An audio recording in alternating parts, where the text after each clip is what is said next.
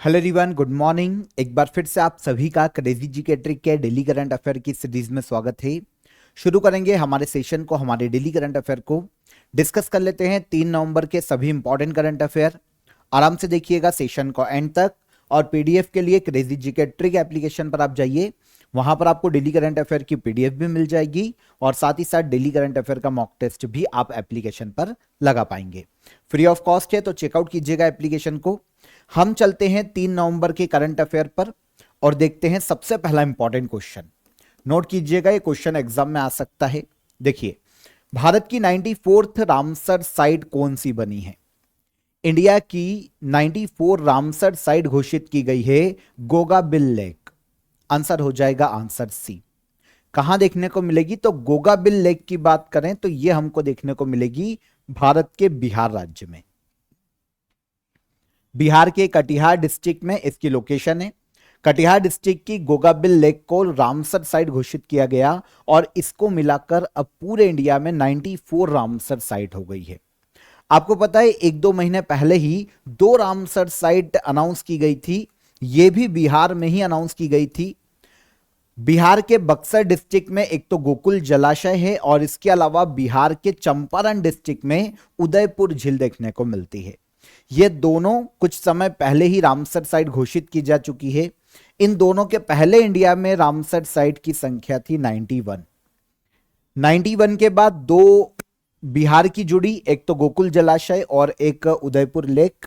93 हो गई और अब एक बार फिर से बिहार की ही एक और लेक को, जिसका नाम है गोगाबिल लेक, इसको रामसर साइट का दर्जा दिया गया है। अब पूरे इंडिया में 94 रामसर साइट है। अच्छा, गोगाबिल लेक को मिलाकर बिहार की बात करते हैं तो यह बिहार की 6ठी रामसर साइट है। इंडिया में सबसे ज्यादा रामसर साइट हमको देखने को मिलती है तमिलनाडु में। ऑलमोस्ट 20 रामसर साइट तमिलनाडु में है सबसे ज्यादा पूरे इंडिया में। और ऑल ओवर इंडिया की काउंटिंग देखते हैं तो यह है 94। अच्छा, रामसर साइट के बारे में आपको पता होगा, आर्द्र भूमियों के संरक्षण के लिए किसी भी साइट को या किसी भी आर्द्र भूमि को, किसी झील को रामसर साइट का दर्जा दिया जाता है। आपको पता है जो वेटलैंड होते हैं, जो आर्द्र भूमियां होती है, उनका संरक्षण किया जाना जरूरी है क्योंकि काफी सारी स्पीशीज के जीवन के लिए वो जरूरी है। बायोडायवर्सिटी के संरक्षण के लिए आर्द्र भूमियों का संरक्षण किया जाता है। जैसे पश्चिम बंगाल में सुंदरबन लेक हमको देखने को मिलती है, सुंदरबन का डेल्टा देखने को मिलता है। तो ये जो आर्द्र भूमियां होती है, काफी सारी स्पीशीज का घर होती है। अगर ये खत्म होती है तो काफी सारी स्पीशीज खत्म हो जाएगी, इसीलिए आर्द्र भूमियों का संरक्षण किया जाता है। आर्द्र भूमि संरक्षण के लिए एक सम्मेलन आयोजित किया गया था, बहुत ही इंपॉर्टेंट है। 1971 में रामसर सम्मेलन आयोजित किया गया था। 1971 रामसर आता है ईरान में, तो ईरान के रामसर में आर्द्र भूमियों के संरक्षण के लिए हुआ था रामसर सम्मेलन। और वहीं से रामसर साइट की एक अवधारणा निकल के आई। अब किसी भी अगर ऐसे वेटलैंड है जिनको प्रोटेक्ट किया जाना चाहिए, जिनको प्रोटेक्ट किया जाना है, उनको यूनेस्को के द्वारा रामसर साइट का दर्जा दिया जाता है। तो यूनेस्को की एक ट्रीटी है रामसर कन्वेंशन, 1971 ईरान के रामसर में यह साइन किया गया था। तो इसी के आधार पर यूनेस्को रामसर साइट का दर्जा देता है। अगर किसी भी प्लेस को रामसर साइट का दर्जा दिया जाता है तो फिर उसके बाद उसके संरक्षण के लिए इंटरनेशनल फंडिंग मिल जाती है और इंटरनेशनल लेवल पर वो प्लेस भी काफी फेमस होता है। तो टूरिज्म के पॉइंट ऑफ व्यू से भी उसकी इंपॉर्टेंस बढ़ जाती है और फिर आर्द्र भूमि के संरक्षण के लिए फंडिंग अलग से मिल जाती है। इंडिया में 94 रामसर साइट, सबसे ज्यादा तमिलनाडु में। अच्छा, कभी क्वेश्चन ऐसा आ जाता है कि इंडिया की पहली रामसर साइट कौन सी थी? इंडिया की सबसे पहली रामसर साइट थी 2। चिल्का लेक है हमारे ओडिशा में और केवलादेव नेशनल पार्क देखने को मिलता है राजस्थान में। ये दोनों ही रामसर साइट है इंडिया की पहली रामसर साइट। डन। तो 94th रामसर साइट में 94वीं रामसर साइट इंडिया की कौन सी? बिहार राज्य में गोगाबिल लेक, याद रहेगा। सेकंड क्वेश्चन पे आते हैं। भारत का दूसरा यूनेस्को सिटी ऑफ गैस्ट्रोनॉमी किसे घोषित किया गया है? यह भी एक इंपॉर्टेंट क्वेश्चन है, नोट कीजिएगा। भारत का दूसरा यूनेस्को सिटी ऑफ गैस्ट्रोनॉमी, आपको पता है यह दर्जा ऐसे शहर को दिया जाता है जो अपनी पाक कला के लिए जाना जाता है, पाक आर्ट के लिए जाना जाता है। मतलब खाने की कला, है ना, मतलब जो खाना बनाया जाता है, जो भी कोई पकवान बनाया जाता है, तो इसकी जो कला है उसके लिए अगर कोई सिटी फेमस होती है तो उसे यूनेस्को के द्वारा यूनेस्को सिटी ऑफ गैस्ट्रोनॉमी के नाम से घोषित किया जाता है। वैसे इंडिया में ऐसी पहली सिटी जिसको दर्जा दिया गया था वो हैदराबाद थी, वर्तमान तेलंगाना में। अब यूनेस्को की दूसरी यूनेस्को सिटी ऑफ गैस्ट्रोनॉमी घोषित की गई है लखनऊ को, उत्तर प्रदेश राज्य में। ओके, तो यूनेस्को के द्वारा ये जो दर्जा है ना, जो किसी को भी दिया जाता है, ये यूनेस्को क्रिएटिव सिटीज नेटवर्क के तहत दिया जाता है। यूनेस्को का एक ऑनर है, एक सम्मान है, अभी हम बात करेंगे। तो यूनेस्को क्रिएटिव सिटीज नेटवर्क के तहत किसी भी शहर को दिया जाता है यूनेस्को सिटी ऑफ गैस्ट्रोनॉमी का दर्जा। पहला शहर जिसको यह दर्जा दिया गया था तेलंगाना का हैदराबाद, और अब दूसरा शहर हो गया है लखनऊ। क्योंकि आप सभी जानते हैं लखनऊ जो है वो अपने यूनिक कल्चर के लिए जाना जाता है, लखनवी पकवानों के लिए जाना जाता है। वहां की जो कल्चर है ना, बहुत ज्यादा ट्रेडिशनल कल्चर देखने को मिलता है, प्राचीन कालीन परंपरागत कल्चर आज तक चलता हुआ आया है लखनऊ में, और पाक कला के लिए तो जाना ही जाता है। तो इसीलिए लखनऊ को अब दूसरा इंडिया का ऐसा शहर जिसे यूनेस्को सिटी ऑफ गैस्ट्रोनॉमी का दर्जा दिया गया। पहला Hyderabad, second Lucknow. UNESCO creative cities network, अभी हमने इसकी बात की है। यूनेस्को का एक ऐसा प्रोग्राम है जिसमें सिटी को ऑनर दिया जाता है, ऐसी सिटीज को जहां पर जो या तो फोक आर्ट के लिए फेमस हो, किसी डिजाइन के लिए फेमस हो, जैसे चंदेरी की साड़ियां है ना, किसी डिजाइन के लिए फेमस है, किसी फोक आर्ट के लिए बहुत ज्यादा जाना जाता हो। काफी सारे पुष्कर का मेले में ऊंटों का एक प्रदर्शनी लगाई जाती है, या फिर कोई भी एक नृत्य जो कि बंजारा नृत्य राजस्थान में फेमस है। तो अगर इन चीजों के लिए जाना जाता है, फिल्म के लिए जाना जाता है, गैस्ट्रोनॉमी अभी हमने बात की, लिटरेचर के लिए जाना जाता है, केरल जैसा स्टेट, मीडिया आर्ट्स के लिए जाना जाता है, या फिर म्यूजिक के लिए जाना जाता है। घराने होते हैं अलग अलग म्यूजिक के, है ना, लखनऊ घराना। तो ऐसे किसी प्लेस को इन किसी भी एक अगर उपलब्धि है, यूनिकनेस है, तो उसे यूनेस्को क्रिएटिव सिटीज नेटवर्क के अंदर ऑनर दिया जा सकता है। ये जो यूनेस्को की पहल है ये शुरू की गई थी 2004 में। तो इसी के तहत यूनेस्को सिटी ऑफ गैस्ट्रोनॉमी घोषित किया गया है इंडिया का दूसरा शहर लखनऊ। यूनेस्को के बारे में आपको पता है, यूनाइटेड नेशन की एक ऐसी बॉडी है जो कि पूरे वर्ल्ड में आर्ट, साइंस, एजुकेशन, कल्चर के क्षेत्र में काम करती है। इसकी स्थापना 16 नवंबर 1945 में की गई। फ्रांस के पेरिस में इसका हेडक्वार्टर है, और खालिद अल इनान इसके डायरेक्टर जनरल के पद पर हैं। ये कुछ समय पहले ही अपॉइंट किए गए हैं, खालिद अल इनान। ठीक है। रूस द्वारा परीक्षण किए गए दुनिया के पहले परमाणु संचालित अंडर वाटर ड्रोन का क्या नाम है? अभी कुछ दिन पहले हमने रशिया से एक और न्यूज पढ़ी थी, बात करेंगे हम, पर अभी रशिया एक बार फिर से सुर्खियों में है क्योंकि इसने दुनिया के पहले परमाणु संचालित अंडर वाटर ड्रोन का सफल परीक्षण किया है, और इसको नाम दिया है पॉसीडॉन। आंसर भी आप समझ रहे हैं। अगर हम बात करते हैं पॉसीडॉन की, तो nuclear powered under water drone है। पानी के अंदर जैसे पनडुब्बी चलती है ना, उसी तरीके से इस ड्रोन को लॉन्च किया जा सकता है अटैक के लिए। और ये चल किस एनर्जी से रहा है?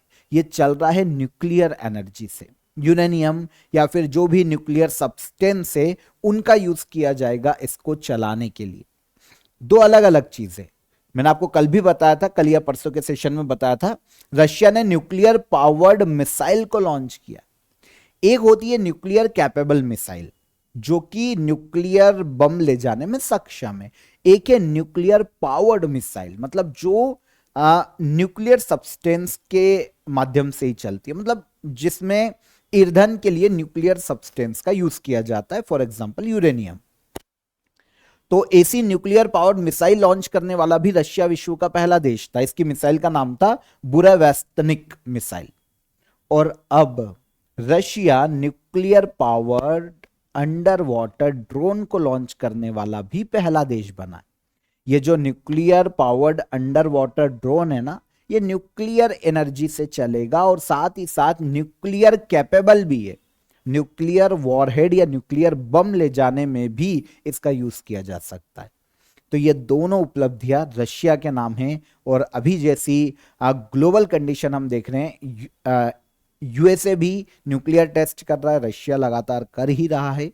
हालांकि देखिए बहुत रेयर है कि एक दूसरे पर कोई न्यूक्लियर अटैक करे, लेकिन डराने के लिए अभी तो टेस्ट हो रहे हैं। ठीक है, अगर हम पैसिडोन की बात करते हैं 185 किलोमीटर पर आवर इस ड्रोन की स्पीड है। अल्टीमेट रेंज तक अभी इसकी रेंज डिसाइड नहीं हुई है, ये वार कर सकता है और 2018 में 2028 तक इसे शामिल कर लिया जाएगा वहां की जो नेवी है उसके लिए और उनकी आर्मी के लिए। ठीक है, तो ये है पॉसेडोन, याद रखिएगा इसको। आगे बढ़ने से पहले आप सभी को ऑफर ऑफ द डे बता देता हूं। आप सभी के लिए आरआरबी एनटीपीसी की मास्टर स्टडी मटेरियल को आप यहां पर ज्वाइन कर सकते हैं। देखिए आपकी एग्जाम आरआरबी एनटीपीसी के लिए अंडर ग्रेजुएशन लेवल पर हो या फिर ग्रेजुएट लेवल पर हो, दोनों ही एग्जाम के लिए आप इस मास्टर स्टडी मटेरियल को ज्वाइन कर सकते हैं। अलग अलग जाकर आपको इनका अवेल नहीं करना पड़ेगा, आप एक ही में दोनों के लिए आपको स्टडी मटेरियल दिया जा रहा है। एनटीपीसी के एग्जाम के लिए जहां पर आपको स्पेशली कंप्यूटर की ई बुक भी मिल जाएगी, क्योंकि कंप्यूटर का वेटेज भी काफी एग्जाम में ज्यादा है। एमसीक्यू मिल जाएंगे आपको एक्सप्लेनेशन के साथ, और one liner detailed with detail भी आपको यहां पर देखने को मिलेंगे। तो डिस्क्रिप्शन में मैंने आपको इसके लिंक दे दिए, वहां पर क्लिक करके इसे डायरेक्ट ज्वाइन कीजिए, अवेल कीजिए, और एप्लीकेशन को भी चेकआउट कीजिएगा, क्योंकि यहां से आपको काफी सारी फ्री पीडीएफ मिल जाती है, तो एप्लीकेशन को चेकआउट कीजिएगा। और इसकी लिंक डिस्क्रिप्शन में है, इसको डायरेक्ट डिस्क्रिप्शन से अवेल कीजिए। हेल्पलाइन नंबर पर कॉल कीजिए, अगर आपको कोई भी क्वेरी है, हर्डल आता है, क्वेश्चन है, तो हेल्पलाइन नंबर पर आप कॉल कर सकते हैं। चलिए आगे बढ़ेंगे, तब तक हम भारत के पहले रक्षा ईवी का क्या नाम है? भारत का पहला डिफेंस ईवी जिसका ट्रायल पूरा किया जा चुका है, इसे नाम दिया है वीर ईवी। ये क्या है? अच्छा, ईवी गाड़ियां देखते हो, इलेक्ट्रॉनिक व्हीकल्स है ना, two wheeler, four wheeler, car जो हमारी इलेक्ट्रिक कार होती है। अब ये नॉर्मल यूज के लिए हमारे जो पैसेंजर व्हीकल के तौर पर हम इसको यूज करते हैं। क्या इनको हमारी सेना के लिए यूज किया जा सकता है क्या? नहीं। अगर सेना के लिए यूज किया जाना है तो काफी टेक्नोलॉजी से लेस बनाया जाना पड़ेगा, बहुत ज्यादा उन्नत टेक्नोलॉजी यूज की जानी पड़ेगी, और उसकी जो बॉडी है या फिर जो पार्ट्स है वो बहुत ज्यादा मजबूत होने चाहिए, ताकि हर कंडीशन में इस ऐसी ईवी व्हीकल का यूज किया जा सके। तो अभी के लिए डिफेंस ईवी, जिसे इंडियन आर्मी में हाल ही में ट्रायल्स पूरे कर लिए गए हैं, इसको नाम दिया गया है वीर ईवी। अगर आप यहां पर इमेज देखेंगे तो यहां इमेज है इसकी, इसको नाम दिया गया है वीर ईवी। ठीक है, देखिए कैसा भी एरिया हो, चाहे डेजर्ट हो, माउंटेन हो, फॉरेस्ट हो, ऐसे टफ जगह पर भी इनका यूज किया जा सकता है हमारी सेना के लिए। स्टेल्थ मिशन के लिए जो टफ कंडीशन है वहां पर भी इनका यूज किया जा सकता है। तो अभी आर्मी के सारे ट्रायल्स कंप्लीट हो गए हैं। इंडियन टेक कंपनी है प्रविग डायनामिक्स, है ना, तो इसके द्वारा इसका निर्माण किया गया है, ईवी की इस गाड़ी का निर्माण किया गया है, और अब इसके ट्रायल पूरे हो गए हैं। इन फ्यूचर इसे जल्दी ही हमारी मिलिट्री में कमीशन कर लिया जाएगा। प्रविग डायनामिक्स के द्वारा इसका निर्माण किया गया है, इंडियन टेक कंपनी है।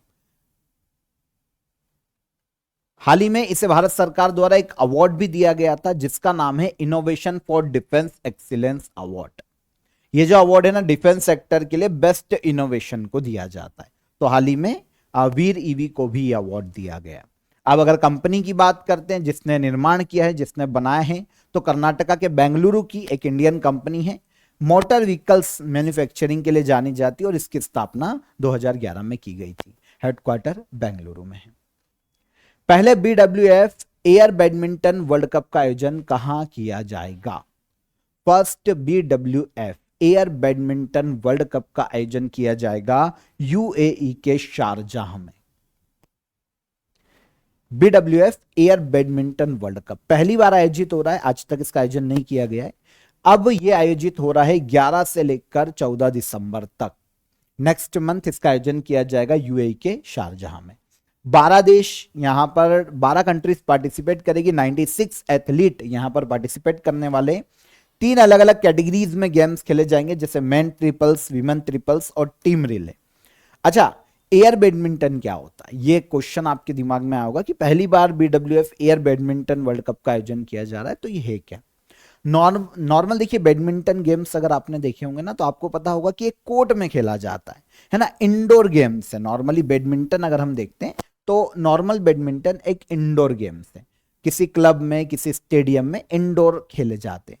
लेकिन जब हम बात करते हैं एयर बैडमिंटन की तो इनको बाहर खेला जाता है, आउटडोर जैसे रेत में, ग्रास या हार्ड कोर्ट पर खेला जाता है। और इसके लिए जो शटल यूज की जाती है ना वो एयर शटल होती है। नॉर्मल बैडमिंटन में कोर्ट के अंदर तो नॉर्मल शटल का यूज किया जा सकता है, लेकिन एयर बैडमिंटन में एयर शटल का यूज किया जाता है, जो कि बाहर खेलने के लिए ही नॉर्मली डिजाइन किया गया। तो इस तरीके से ये पहला BWF air badminton world cup है, पहली बार आयोजित होगा 2025 में नवंबर में यूएई के शारजाह में। और आयोजन करवाने वाली संस्था है बैडमिंटन वर्ल्ड फेडरेशन। इसकी स्थापना पहली बार 1934 में की गई थी। अलग अलग संस्थाएं आगे चलकर इसमें मर्ज भी हुई है, लेकिन स्थापना 5 जुलाई 1934 में की गई। पूरे वर्ल्ड में बैडमिंटन को गवर्न करने और इसके लिए पॉलिसी मेकिंग वाली बॉडी है badminton world federation. Headquarter Malaysia के कुआलालंपुरम में। मेंबर्स 202 कंट्री और संगठन है। खुनिंग पटामा लिस्वाडरतरकुल इसके वर्तमान प्रेसिडेंट के पद पर है। इनके बारे में हमने बात की थी, ये 2025 में ही अपॉइंट की गई है। तो खुनिंग पटामा ये प्रेसिडेंट है बैडमिंटन वर्ल्ड फेडरेशन की। International crops research institute for the semi arid tropics ने किस राज्यों में स्मार्ट क्रॉप्स परियोजना शुरू की है? एक इंटरनेशनल ऑर्गेनाइजेशन है जो कि नॉर्मली क्या होता है कि रूरल एरिया में क्रॉप डेवलपमेंट के लिए काम करता है, एग्रीकल्चरल डेवलपमेंट के लिए काम करता है, रिसर्च के लिए काम करने वाली संस्था है, एक इंटरनेशनल ऑर्गेनाइजेशन है। नाम है international crops research institute for the semi arid tropics. इसने स्मार्ट क्रॉप्स प्रोजेक्ट को शुरू किया है भारत के 2 राज्यों में, और ये 2 राज्य है तेलंगाना और कर्नाटका। देखिए करेंगे क्या, जो हमारे छोटे किसान हैं, जो फार्मर है ना, उनके लिए क्रॉप्स के निगरानी के लिए टेक्नोलॉजीज के बारे में उनको सिखाया जाएगा, मदद की जाएगी ताकि प्रोडक्टिविटी को बढ़ावा दिया जा सके। पूरी बात करेंगे। International crops research institute for the semi arid tropics ने स्मार्ट क्रॉप प्रोजेक्ट को लॉन्च किया है। संयुक्त रूप से यह प्रोजेक्ट तेलंगाना और कर्नाटका में लॉन्च किया गया। यहां के 8000 स्मॉल और जो मार्जिनल फार्मर है उनकी प्रोडक्टिविटी को बढ़ाना इस योजना का मुख्य उद्देश्य है, इस प्रोजेक्ट का उद्देश्य है। और स्पेशली जो दाल की खेती करते हैं ना, जो पल्सेस उगाने वाले किसान हैं, उनके लिए उनको फोकस करते हुए इस स्कीम को लाया गया है। देखिए दाल किसानों को पहली चीज तो मॉडर्न टेक्नोलॉजी दी जाएगी, उसके माध्यम से उनकी फार्मिंग में उनको मदद की जाएगी, जैसे satellite imaging, remote sensing, artificial intelligence, machine learning का यूज करके क्रॉप्स को रियल टाइम में मॉनिटर किया जाएगा संस्था के द्वारा। इससे क्या होगा, क्रॉप्स में ये पता चलेगा कि किस क्रॉप्स में न्यूट्रिशन की कमी है, कहां पर आ रही है, किस कारण आ रही है, कौन सी डिसीज या पेस्ट से कोई भी फसल इफेक्ट हो रही है, उसको डिटेक्ट किया जाएगा। मृदा में किस खनिज की कमी है या फिर जो सॉइल है उसकी हेल्थ को चेक किया जाएगा संस्था के द्वारा, ताकि जो फार्मर्स है ना उनकी प्रोडक्टिविटी को बढ़ाया जा सके और फाइनली उनकी इनकम को बढ़ाया जा सके। आपको पता है इंडिया में जो फसल है ना 40% क्रॉप्स या फसल पेस्ट और डिसीज के कारण खराब हो जाती है हर साल, जिनके बारे में किसान को नहीं पता। तो इनकी मदद के लिए एक प्रोजेक्ट लाया गया है जिसका नाम है smart crop project, international crops research institute for the semi arid tropics नाम की संस्था के द्वारा, और इसे लागू किया गया तेलंगाना और कर्नाटका राज्य में, ताकि किसानों की इनकम को बढ़ाया जा सके। आई होप समझ में आएगा। क्रॉप मैनेजमेंट बेहतर होगा, किसानों का प्रोडक्शन बढ़ेगा और इससे उनकी आय बढ़ेगी। अब एक संस्था का जिसकी अभी हमने बात की, मैंने आपको बता दिया है, इंटरनेशनल रिसर्च ऑर्गेनाइजेशन है जो कि रूरल एरिया में एग्रीकल्चरल डेवलपमेंट के लिए रिसर्च करता है। इसकी स्थापना 1972 में की गई, तेलंगाना के हैदराबाद में इसका हेडक्वार्टर है और इसके डायरेक्टर जनरल डॉक्टर हिमांशु पाठक हैं, इंडियन। हेडक्वार्टर भी हैदराबाद तेलंगाना में। आगे चलें। हर साल 1 नवंबर को भारत में कितने राज्यों का स्थापना दिवस मनाया जाता है? तो 1 नवंबर को इंडिया में हर साल 8 राज्यों का स्थापना दिवस मनाया जाता है। परसों 8 राज्यों का स्थापना दिवस मनाया गया था इंडिया में? ये एक इंपॉर्टेंट क्वेश्चन है, तो हमने यहां पर इससे कलेक्ट किया क्योंकि ये क्वेश्चन हमने एग्जाम में काफी बार देखा है। 8 राज्य कौन कौन से? तो आंध्र प्रदेश, छत्तीसगढ़, हरियाणा, ध्यान से नोट करना, आंध्र प्रदेश, छत्तीसगढ़, हरियाणा, कर्नाटका, केरला, मध्य प्रदेश, पंजाब और तमिलनाडु। ठीक है, 1 2 3 4 5 6 7 और 8। तो डायरेक्ट क्वेश्चन ऐसे भी बने एग्जाम में कि कितने राज्यों का स्थापना दिवस 1 नवंबर को मनाया जाता है? 8 राज्यों का। ठीक है, देखिए सबसे पहली तो फजल अली आयोग की सिफारिश पर जो स्टेट रीऑर्गेनाइजेशन एक्ट आया था 1956 में, उसके आधार पर भारत में 14 राज्य और 6 यूटी बनी थी। तो आधे तो उनमें से हैं। ठीक है, तो हरियाणा और पंजाब, यह जो राज्य है ना, ये इनका फाउंडेशन डे 1 नवंबर 1966 में पास हुआ था, एक एक्ट, पंजाब रीऑर्गेनाइजेशन एक्ट 1966। इसके आधार पर 1 नवंबर 1966 को हरियाणा और पंजाब दो सेपरेट राज्य बने। जो 1 नवंबर 1956 के अलावा है उनके बारे में आपको यहां बता देता हूं, बाकी जो बच्चे वो इसी एक्ट से बने। मध्य प्रदेश जैसे राज्य स्टेट रीऑर्गेनाइजेशन एक्ट 1956 से बने थे 1 नवंबर 1956 को। जो राज्य अलग से बने उनके बारे में अगर हम देखें तो हरियाणा और पंजाब हो गया। छत्तीसगढ़ का जो फाउंडेशन डे है वो 1 नवंबर सन 2000 का है। मध्य प्रदेश के 16 जिलों को अलग करके, मध्य प्रदेश से अलग करके, जब मध्य प्रदेश रीऑर्गेनाइजेशन एक्ट लाया गया था सन 2000 में, तो एमपी से छत्तीसगढ़ को अलग किया गया, 16 जिले अलग करके छत्तीसगढ़ सेपरेट स्टेट बना 1 नवंबर सन 2000 को। आंध्र प्रदेश कैपिटल अमरावती काफी बाद में बनाई गई थी।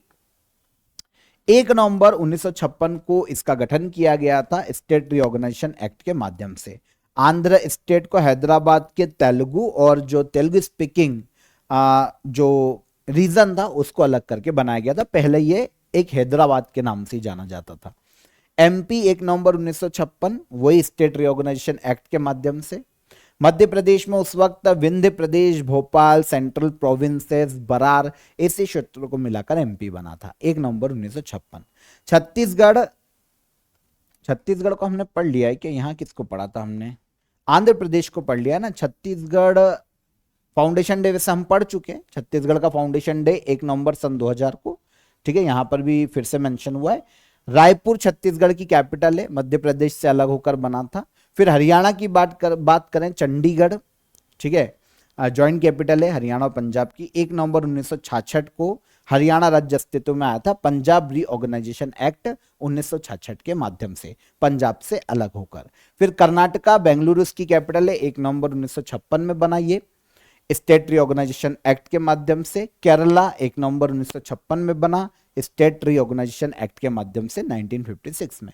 मलयालम भाषी जो रीजन थे उनको मिलाकर ट्रावलकोट, कोचिन और मद्रास राज्य के कुछ हिस्सों को विलय करके केरल राज्य उस वक्त बनाया गया था। पीडीएफ ले लेना, पीडीएफ में पढ़ लेना, मैं आपको शॉर्ट में बता रहा हूं पर इंफॉर्मेशन इंपॉर्टेंट है तो एक बार इन पर नजर जरूर डाल लेना। यह हमको पता होना चाहिए कि पुराना नाम क्या है या किस किस क्षेत्र को मिलाकर स्टेट बने थे। पंजाब अभी मैंने आपको बताया, पंजाब और हरियाणा सेपरेट हुए थे, एक्ट वही है। फिर तमिलनाडु, चेन्नई कैपिटल है, 1 नवंबर 1956 में बना था। तो ये एक इंपॉर्टेंट फैक्ट हो जाता है। पंजाब रीऑर्गेनाइजेशन एक्ट से पंजाब और हरियाणा बन गए थे, ये तो अलग एक हो गया। अगर हम तमिलनाडु की बात करते हैं, इस लाइन को अलग रख लेना, अगर हम तमिलनाडु की बात करते हैं तो तमिल भाषी क्षेत्रों को मिलाकर मद्रास राज्य का गठन किया गया था और बाद में 1969 में इसका नाम बदलकर किया गया तमिलनाडु। ओके, तो ये 8 ऐसे स्टेट हैं जो कि 1 नवंबर को अपना स्थापना दिवस मनाते हैं एक साथ। डन, पीडीएफ ले लेना। आगे चलते हम। चावंगकुट महोत्सव किस राज्य में मनाया जाता है? चावंगकुट महोत्सव ये मनाया जाता है भारत के मणिपुर राज्य में। मणिपुर में मनाया जाता है चावंगकुट महोत्सव। नॉर्मली क्या होता है कि 2 वर्ड है यहां पर, चावंग और कुट। चावंग का अर्थ होता है, मणिपुरी लैंग्वेज को अगर हम हिंदी में देखें तो चावंग का अर्थ है शरद ऋतु और कूट का अर्थ होता है फसल। ठीक है, तो शरद ऋतु में अच्छी फसल की कामना के लिए मणिपुर के जो मूल निवासी है, जो वहां की स्थानीय कम्युनिटी है, जैसे कुकी, चिन और मिजो, ये ट्राइब मनाती है मणिपुर राज्य में चांगकुट फेस्टिवल। तो आंसर ले लिया हमने, चावंगकुट फेस्टिवल मणिपुर राज्य में मनाया जाता है।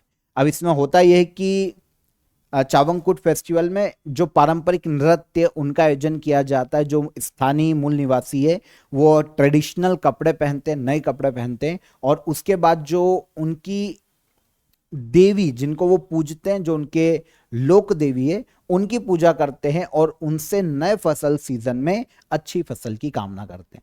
वहां का जो पुजारी होता है ना, जो मंदिरों का, देवी के मंदिरों का, वो चावल से बनी हुई शराब को प्रसाद के रूप में यहाँ पर वितरित भी करते हैं, और इस तरीके से पूरा फेस्टिवल मनाया जाता है। चावंगकुट फेस्टिवल किस राज्य का है? तो यह है मणिपुर राज्य का। शरद ऋतु, रबी की फसल के आगमन के समय में इसे बनाया जाता है। आगे आ जाते हैं। फिडे शतरंज वर्ल्ड कप 2025 ट्रॉफी का नाम भारत के किस शतरंज खिलाड़ी के नाम पर रखा गया है? फिडे शतरंज वर्ल्ड कप 2025, इसकी ट्रॉफी का नाम रखा गया है भारत के पहले शतरंज ग्रैंड मास्टर विश्वनाथन आनंद के नाम पर। ट्रॉफी का नाम है विश्वनाथन आनंद ट्रॉफी। तो ये फिडे शतरंज वर्ल्ड कप 2025 है। आपको पता है 2025 में ये 30 अक्टूबर से 27 नवंबर तक आयोजित किया जा रहा है, और इसका 31 अक्टूबर से 27 नवंबर तक गोवा में आयोजित किया जा रहा है। 30 से वैसे शुरू हो चुका है, तो गोवा में इसका आयोजन किया जा रहा है। पर्टिकुलर इस 2025 की ट्रॉफी का नाम भारत के शतरंज खिलाड़ी विश्वनाथन आनंद के नाम पर रखा गया है। भारत के पहले चेस ग्रैंड मास्टर थे विश्वनाथन आनंद। देखेंगे इनके सारे अचीवमेंट क्या क्या है। पहले हम फिडे चेस वर्ल्ड कप 2025 की बात करें। 31 अक्टूबर से 27 नवंबर तक गोवा में ऑल इंडिया चेस फेडरेशन इसका आयोजन करवाता है। पूरे वर्ल्ड में चेस को गवर्न करने वाली यह संस्था है। ठीक है, तो जो अभी आयोजित किया जा रहा है FIDE chess world cup 2025 Goa में, 206 पार्टिसिपेट है, 11वां एडिशन है, और यहां पर जो टॉप 3 विनर रहेंगे वो कैंडिडेट टूर्नामेंट 2026 को खेलेंगे। वहां पर डायरेक्ट क्वालिफाई करेंगे 3 टॉप के। Okay, all India chess federation 1951 में स्थापित, नई दिल्ली में इसका हेडक्वार्टर है, और नितिन नारंग इसके अध्यक्ष के पद पर है। यहां पर अगर हम बात करते हैं ऑल इंडिया चेस फेडरेशन की, तो हमने इसी की बात की है। इंडिया में चेस खेलों को गवर्न करने वाली बॉडी है, और जो इंटरनेशनल चेस फेडरेशन है उसके साथ मिलकर ये इस वर्ल्ड कप को आयोजित करवा रही है। अच्छा, विश्वनाथन आनंद पहली बार ये भारत के पहले चेस ग्रैंड मास्टर बने थे 1988 में। वर्ल्ड चेस चैंपियनशिप विनर रहे हैं 5 बार। सन 2000, 2007, 2008, 2010 और 2012 वर्ल्ड चेस चैंपियनशिप जीती है इन्होंने 5 बार। बड़ी बात होती है। राजीव गांधी खेल रत्न अवार्ड पहला इनको दिया गया था 1991-92 का, पहला ही राजीव गांधी खेल रत्न अवार्ड था विश्वनाथन आनंद को। पद्मश्री 1987 में दिया जा चुका है, पद्म भूषण सन 2000 में, और पद्म विभूषण 2008 में दिया गया था। ओके, इसके बाद ये 2022 में वर्ल्ड चेस चैंपियन के डिप्टी प्रेसिडेंट के रूप में भी अपॉइंट किए गए थे, वर्ल्ड चेस फेडरेशन के डिप्टी प्रेसिडेंट विश्वनाथन आनंद। तो काफी सारी उपलब्धियां हैं। भारत का पहला डिजिटल जनजाति स्वतंत्रता सेनानी संग्रहालय कहां लॉन्च किया गया? इंडिया का पहला digital tribal freedom fighter museum, इसे लॉन्च किया गया है भारत के छत्तीसगढ़ राज्य में। छत्तीसगढ़ में इसे बनाया गया, जिसका नाम है Shaheed Veer Narayan Singh memorial and tribal freedom fighter museum. Bharat के पीएम नरेंद्र मोदी ने इसका इनॉग्रेशन किया। विशेषता यह है कि first digital tribal freedom fighter museum है छत्तीसगढ़ में। 10 एकड़ में इसे बनाया गया है, 50 करोड़ इसकी लागत आई है। म्यूजियम का नाम जिन शहीद वीर नारायण सिंह के नाम पर रखा गया है, Shaheed Veer Narayan Singh memorial and tribal freedom fighter museum, जिनके नाम पर यह नाम रखा गया ना, छत्तीसगढ़ के पहले फ्रीडम फाइटर थे। 1857 ईस्वी की क्रांति में इन्होंने छत्तीसगढ़ से क्रांति का नेतृत्व किया था। तो इन्हीं के नाम पर पहला digital tribal freedom fighter museum Chhattisgarh में बनाया गया। ठीक है, तो यहां पर 3 नवंबर के हमारे सभी करंट अफेयर हो जाते हैं। डिटेल में हमने इनको डिस्कस किया, एक एक फैक्ट को समझा, एक एक क्वेश्चन को समझा। अब हम चलते हैं लास्ट डे के करंट अफेयर को रिवाइज कर लेते हैं। महिला वनडे इतिहास में सर्वाधिक सफल रन चेस का रिकॉर्ड भारत ने किस टीम के खिलाफ बनाए हैं? तो ऑस्ट्रेलिया के खिलाफ। चर्चित एनी एयरबेस तजाकिस्तान में देखने को मिलता है। मध्य प्रदेश में चीतों के पुनर्वास के लिए तीसरी साइट के रूप में किस अभ्यारण्य को चुना गया? तो ये नौरादेही वाइल्ड लाइफ सेंचुरी है। भारत के 90वें शतरंज ग्रैंड मास्टर कौन बने, तो ये इलामपर्थी AR बने हैं। मैनुअल फ्रेडरिक जिनका हाल ही में निधन हो गया, किस खेल से संबंधित है, तो ये केरला के हॉकी प्लेयर थे मैनुअल फ्रेडरिक। विश्व शहर दिवस वर्ल्ड सिटी डे हर साल कब मनाया जाता है, 31 अक्टूबर को। भारतीय सेना के लिए पहला स्वदेशी रूप से डिजाइन और निर्मित सॉफ्टवेयर डिफाइंड रेडियो किसके द्वारा विकसित किए गए हैं, तो इसको विकसित किया गया है DRDO के द्वारा। महिला सुरक्षा योजना किस राज्य सरकार द्वारा शुरू की गई, तो इसे शुरू किया गया केरला सरकार के द्वारा। क्लाम्प पोर्टल किस यूनियन मिनिस्ट्री के द्वारा लॉन्च किया गया, तो इसे ministry of coal and mines ने लॉन्च किया है। फिर महाराष्ट्र में कृषि सौर ऊर्जाकरण के लिए एशियाई विकास बैंक द्वारा कितने मिलियन अमेरिकी डॉलर ऋण को मंजूरी दी गई, तो ये 460 मिलियन अमेरिकी डॉलर का ऋण है। ओके, ये सारे करंट अफेयर कल के सेशन के थे, रिवाइज हो जाते हैं हमारे। अब क्वेश्चन ऑफ द डे का आंसर ले लेते हैं। अमृत भारत स्टेशन योजना भारत में कब शुरू की गई, 6 अगस्त 2023 को। एंटिटी लॉकर डिजिटल प्लेटफॉर्म किस मिनिस्ट्री के द्वारा विकसित किया गया है, तो इसे ministry of electronics and information technology ने विकसित किया है। शहीद माधो सिंह हाथ खर्चा योजना किस राज्य में लागू की गई, इसे लागू किया गया ओडिशा राज्य में। ये तीनों क्वेश्चन के आंसर आज के question of the day. Nairobi शहर किस देश की राजधानी है, सिंपल क्वेश्चन है। भारतीय संविधान में मूल अधिकारों का उल्लेख किस भाग में किया गया है, बहुत ही सिंपल। किस भारतीय महिला बैडमिंटन खिलाड़ी ने 2025 मलेशिया मास्टर्स का विमेन्स सिंगल का खिताब जीता है। तीनों क्वेश्चन के आंसर कमेंट में कीजिएगा। सेशन पसंद आया हो तो लाइक और शेयर करके जाइएगा और एप्लीकेशन को चेकआउट कीजिएगा, वहां से आप डेली करंट अफेयर की PDF ले लो। आज आपको जरूरत पड़ेगी स्टेट के बारे में पढ़ने के लिए, और मॉक टेस्ट भी लगाइए, एप्लीकेशन पर ही आपके लिए अवेलेबल है। कल मुलाकात करेंगे नेक्स्ट डे की करंट अफेयर में, तब तक ख्याल रखिए अपना। जय हिंद, जय भारत।